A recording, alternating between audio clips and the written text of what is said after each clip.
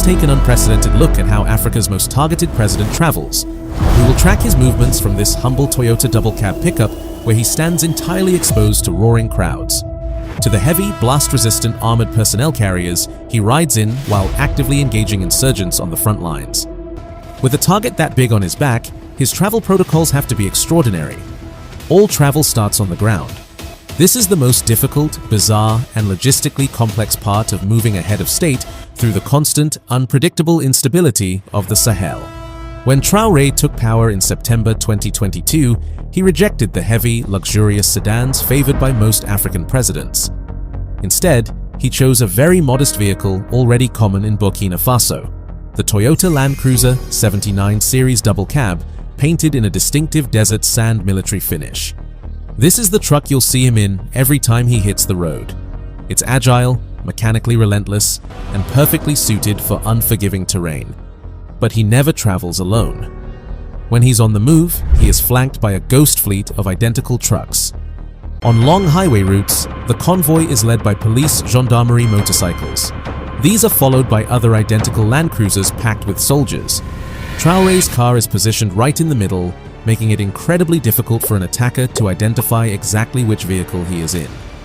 They are frequently accompanied by heavy combat vehicles, ready to initiate a firefight immediately if ambushed.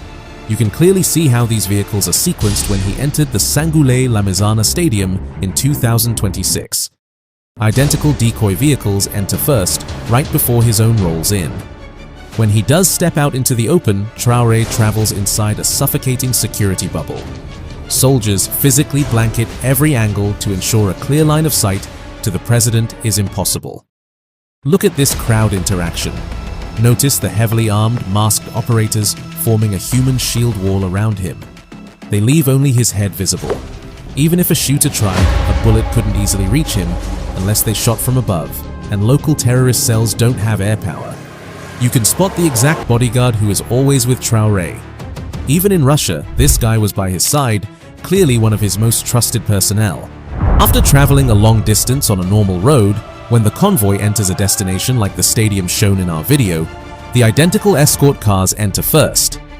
Then Traoré follows, preceded by 5 horses, one taking the absolute lead, and the other 4 riding 2 by 2. Behind Traoré, there are typically 3 more identical cars on patrol before black SUVs appear. Traoré is standing in the Toyota, greeting the crowd. In a mass gathering like this, disaster can strike in a heartbeat. But Traoré doesn't put himself in danger blindly. Now, look closely at the roof of Traoré's Land Cruiser. That is no standard factory sheet metal. Notice the sheer thickness of that circular hatch lid the operator is gripping. It is built like a bank vault door. Mechanically, you cannot bolt a heavy ballistic hatch onto a standard truck roof without the cabin buckling. That raised base it sits on is a massive structural reinforcement ring engineered to bear the load. When flipped open, that thick steel instantly becomes a hardened gun shield guarding Traoré's back. The curved shape is a deliberate deflection design meant to glance off high-velocity rifle rounds. Standing exposed from the waist up is the most vulnerable position a leader can take, making this wraparound armor a necessity for his survival. This roof is engineered to stop bullets. Standard VIP doctrine suggests this cabin is a fully enclosed ballistic capsule. Burkina Faso officials haven't released the technical specs, but the visual evidence is clear. Face masked, standing guard over the hatch in desert tiger stripe camouflage. Look at the weapon in his hands. That is a heavily modernized AK platform assault rifle. Look at that polymer stock and the curved magazine feeding 7.62 by 39mm rounds. He is holding it in a tight patrol grip, ready to go violent in under a second if this convoy takes fire. And there are spies in the crowd. Notice these 2 men walking side by side wearing faso d'anfani, not a military uniform. These are not ordinary civilians. I'll get back to them in a second. Now look at the operator walking on the ground, his face completely covered.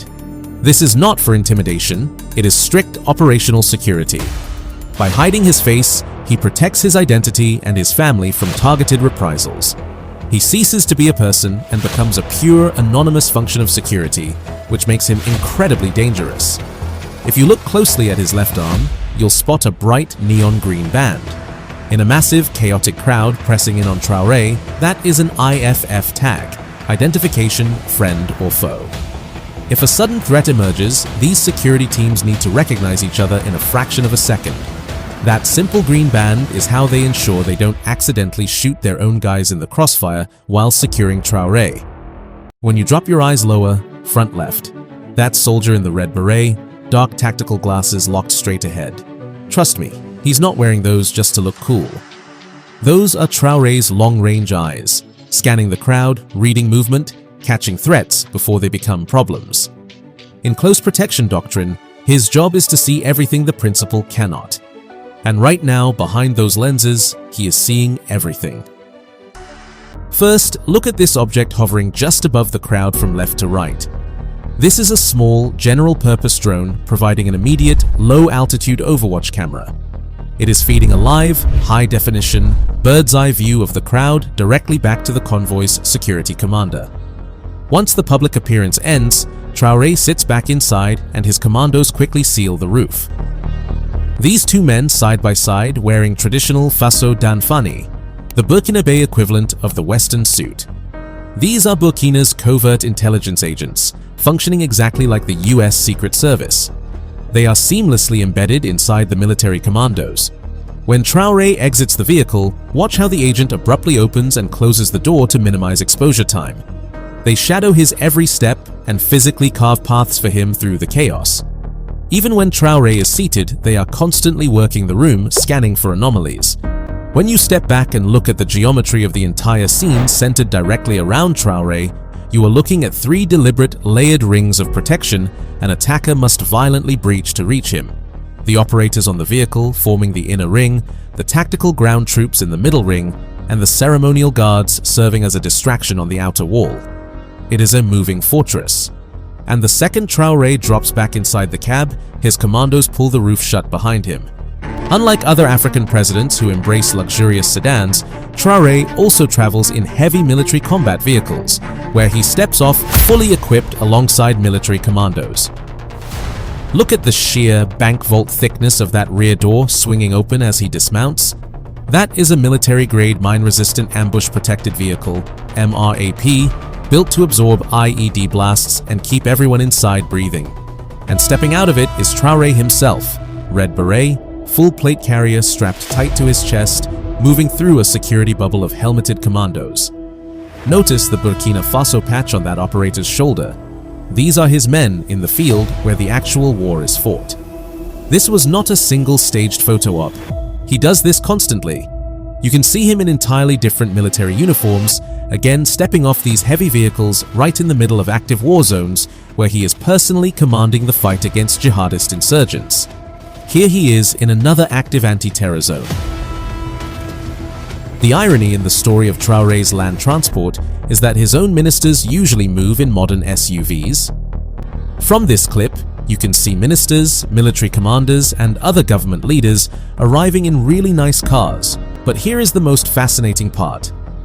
Traoré arrives at this exact same formal government inauguration in his iconic, battle-worn Toyota Land Cruiser 79 series, completely surrounded by his red berets. As he steps forward, look closely at his waist. Traoré is openly carrying a striker-fired combat handgun locked onto his right hip. By openly wearing a loaded, fast-draw combat pistol to a political event, Traoré is actively subverting standard VIP doctrine to send a deliberate psychological and tactical message. He is projecting to the world, and to any potential assassins, that he is a soldier first. He does not entirely outsource his personal survival to his security detail, and he considers himself fully prepared to draw his weapon and violently engage if that inner ring of security is ever breached. Hit that like button if you are enjoying this deep dive. It sounds like a small act, but it absolutely fuels our team to keep exposing these incredible stories. This is Ibrahim Traoré getting off a tactical aircraft owned by Burkina Faso's Air Force. That is how he moves when flying over the turbulent airspace of the Sahel. But when he leaves the continent, a highly capable Russian official-grade airplane steps in. If you look closely at the markings on that plane, It is an unmistakable sign that Traoré is being guarded under the tightest Russian secrecy, which helped him to foil over 20 well-planned coup attempts in less than 4 years. I'll reveal exactly how that Russia-backed intelligence layer works later in this video, but before we dive deep into how this massive plot was thwarted by Russian support, we first have to understand the man himself. The African hero who has literally escaped death 20 times, so you better understand why so many people, from former brothers-in-arms to global superpowers, want this man gone in the first place. Ibrahim Traoré was born in 1988 in the small town of Bondokui, and for a long time, he was just a studious officer in the artillery corps known as IB. Unlike the wealthy generals who spent their time in air-conditioned offices in the capital, Traoré's world was the dust and blood of the northern front lines. He served in the trenches where he watched his fellow soldiers die because they lacked basic ammunition, while the political elites in Ouagadougou debated budgets and sipped expensive wine. This created a deep, visceral hatred for the old system and its external masters, particularly France. When he took power in 2022 at just 34 years old, he didn't put on a suit. He stayed in his combat fatigues and beret, sending a message that he was a soldier monk on a permanent mission to save his nation. He has since transformed Burkina Faso by ousting French forces and taking back control of the country's destiny, which has made him a hero to millions of Africans, but a nightmare for Western interests. However, his biggest threat wasn't coming from overseas. It was coming from the man who once mentored him. The mastermind behind the January 2026 plot was Lieutenant Colonel Paul-Henri Sandaogo Damiba, the man Traoré himself overthrew. At its core, the conflict is about a student who turned against his own teacher. In early 2022, Traoré and Paul-Henri Damiba were on the same side. Traoré was not a rival yet. He was a lieutenant, a younger officer who helped Damiba seize power, following the lead of a man he once trusted like a mentor. That loyalty didn't last long. While Traoré and other young captains were deployed in northern Burkina Faso, living in the dust and fighting jihadist terrorists day after day, reports from the capital started to sting. From the front lines, the soldiers felt like they were being sent to the slaughter while their leader was busy enjoying the luxury of the capital. Things got even worse when Traoré and his guys realized Damiba was staying way too close to France. The very power they felt was holding their country back. By September 2022, Traoré decided he could no longer watch the country bleed while leadership stood still. He moved fast, forcing Damiba out in a second coup that rejected everything the younger officers saw as weak and outdated. But here is where the story gets dangerous. Damiba didn't vanish after losing power, he fled to Togo. From his new base in the city of Lomé, he's been watching and waiting, protected by the Togolese government.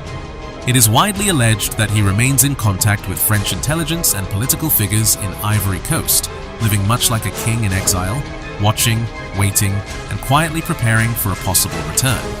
The plotters had spent months studying Traoré's personal routine and claimed to have found a weakness in his security at the presidential residence. Their primary goal was to take him out using a green-on-blue attack. This is when someone on the inside, like a trusted bodyguard who has already been bought, turns their weapon on the leader.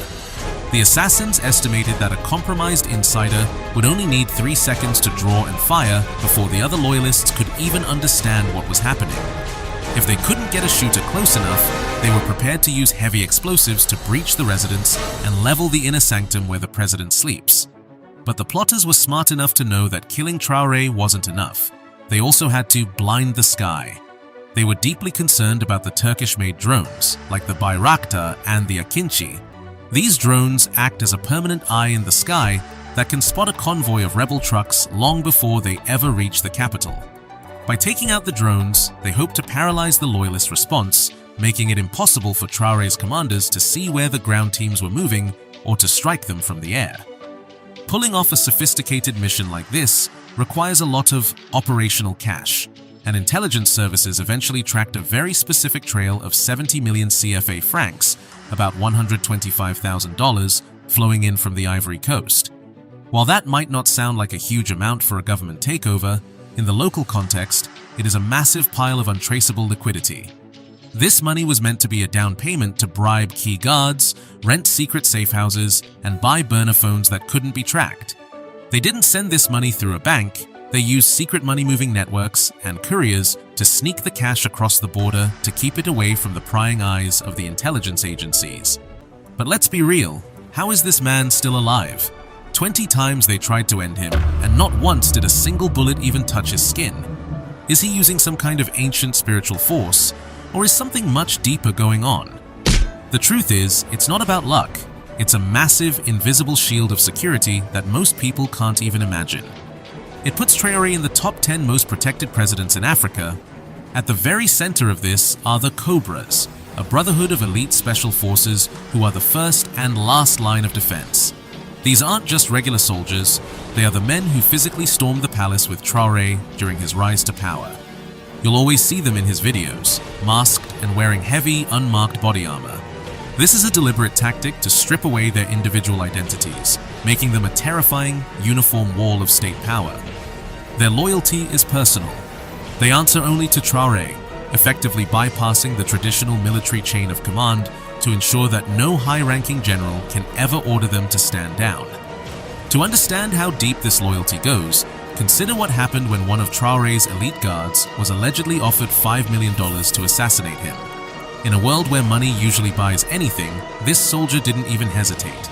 He rejected the massive bribe and went straight to Traoré to expose the plot, later telling the public what had happened. This kind of integrity is almost unheard of in modern politics today. It shows that Traoré is protected not only by weapons and armored vehicles, but by a tight circle of men who believe in what he is trying to build. Men who would rather face death than trade their loyalty for any amount of money. Just behind that inner circle of Cobras, there is a second, massive wall called the Russian Shield. Since the French military left, Traoré has put his life in the hands of specialists from the Africa Corps, the group that used to be known as Wagner. There are at least 100 of these elite Russian advisors living right inside the Presidential Guard's quarters. They bring technology most armies in the region don't have, scanning for everything from hidden microphones to chemical poisons in his food or water. But the most visible sign of this partnership is how Traoré travels. Traoré doesn't travel like an ordinary head of state. He moves under high-level Russian protocols designed to keep him from being intercepted or forced down by foreign powers. We saw this clearly in May 2025 when he flew to Moscow for the 85th anniversary of the victory over Nazi Germany. The whole world was stunned to see a leader from West Africa stepping off a massive, high-security aircraft usually reserved for someone like Vladimir Putin himself. It was a moment that echoed across the globe, with people asking how he managed to get that level of treatment. The answer is simple. Over the last 4 years, Burkina Faso and Russia have signed so many military cooperation deals that they've become inseparable. These agreements give Traoré a massive edge, allowing him to use Russian intelligence and protection that makes him one of the hardest targets on the continent. On the ground, Traoré has turned the entire population into a massive defensive web through the Volunteers for the Defense of the Homeland, or the VDP. This is a grid of over 90,000 civilian volunteers who act as the eyes and ears of every neighborhood. While we usually hear about them fighting in the bush, their role in the city is to act like a human security camera. They report everything, strange meetings in the middle of the night, foreign money circulating in the markets, or any unusual vehicle movements, directly to the security services. It creates a situation where a coup plotter has absolutely no safe place to hide. Every street corner potentially has a loyalist watching their every move. Imagine they're sitting here and the president just passed and see them. That's kind of motivate the president. This is why they decided to go out and to be like, oh, if something happened in the country, they have to be alerted. You see normal citizens standing on the street at midnight just to protect their president. It's a level of raw patriotism I haven't seen anywhere else in the modern world. This patriotism goes way beyond just holding a gun. These people are literally building their country with their own hands. Look at these kids here helping prepare pavements for the roads, or this young girl spending her school holidays doing her part for the community. Aujourd'hui, c'est à nous de le construire. Pour notre pays, je m'engage à aider ma patrie. It's the kind of spirit that makes an 80-year-old woman donate 2 bags of cement, which might be all she has, just to help build a road for her country. A vision she initially saw on a TV. Down from above is the technological overwatch of the drone fleet. Traoré has invested heavily in Turkish-made drones like the Bayraktar and the Akinci, which provide 24/7 surveillance over every major military barracks in the capital. These drones are his early warning system. They can spot a convoy of mutinous trucks moving toward the palace long before they arrive, allowing the loyalist forces to prepare a lethal welcome. The conspirators in early 2026 were so afraid of these eyes in the sky that they made sabotaging the drone base a top priority, knowing they couldn't win as long as the drones were airborne. Inside the palace itself, there is a secret elite team that exists entirely outside the public eye. This shadowy unit is separate even from the Cobras and is designed to be the final fail-safe. They operate within a hardened infrastructure that includes secure underground bunkers where Traoré can be rushed during an attack. This ensures that even if the surface of the palace is breached, the leader remains safe and in command. To make things even harder for his enemies, Traoré uses decoy logistics, constantly changing his sleeping quarters and using multiple convoys to make it impossible for a sniper or an insider to know exactly where he is at any given moment. Influential voices like Julius Malema and PLO Lumumba have publicly called on all Africans to protect Traoré, framing him as a modern-day hero who must be defended against imperialist interests at all costs. We stand with Captain Traoré. We stand with Traoré because we know that Traoré stands for the unity of Africa. We are Traoré, and Traoré is all of us. If they kill Traoré, you must know they would have created another wound in the continent of Africa. We must defend him the same way we defend the unity of Africa.